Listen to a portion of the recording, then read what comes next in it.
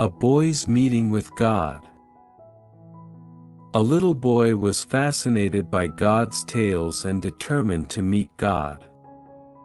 He knew it would be a long trip, so he packed his bag with some of his favorite cookies and a flask of tea and started on his journey. He walked around 3 blocks and stopped by when he saw a beautiful park. He sat on a bench beside an elderly lady. She was sitting on the bench and watching some pigeons.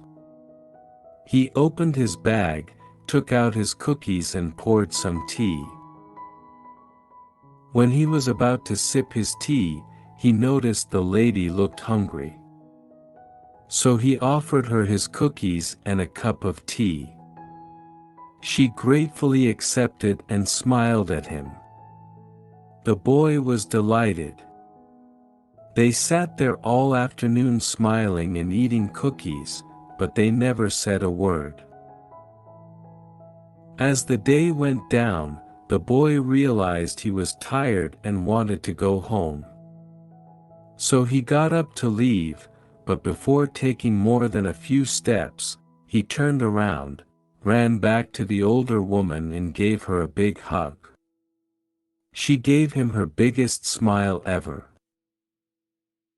The boy entered his house with a massive smile on his face.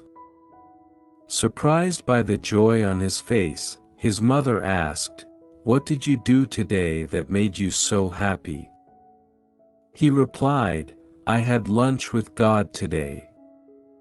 But, before his mother could respond, he added, "And she has got the most beautiful smile I've ever seen."